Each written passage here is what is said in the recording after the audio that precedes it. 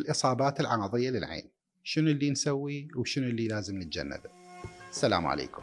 الأشياء اللي لازم نسويها من تصير إصابة بالعين، مثلا إصابة بجسم غريب، مثلا برادة حديدية أو قطعة خشب، لازم نغسل العين بسائل ملحي مثل نورمال سلاين أو مي بطل مغذي، أو ممكن أي مي معقم نغسل العين فد 5 إلى 10 دقائق حتى نساهم بغسل سطح العين. ممكن هذا الجسم الغريب راح يروح بكل سهولة.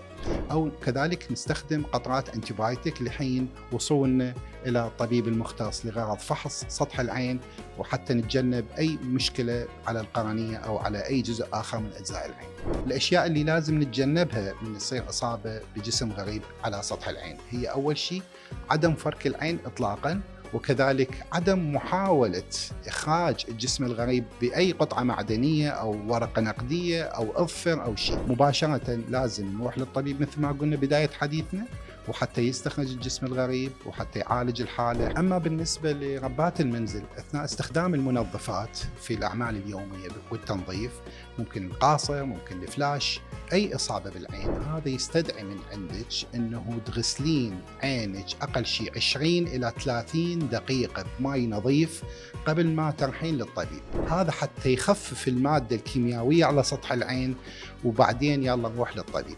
لأن احنا إذا التهينا ندور على قطرة معقمة أو نروح مباشرة للمستشفى، المادة الكيميائية راح تتفاعل أكثر وأكثر على سطح العين، وبالنتيجة الضرر راح يكون أعمق على أنسجة العين المختلفة، وممكن يكون الموضوع أصعب. نتمنى لكم الصحة والسلامة الدائمة. الأستاذ الدكتور زيد يوسف، شكرا.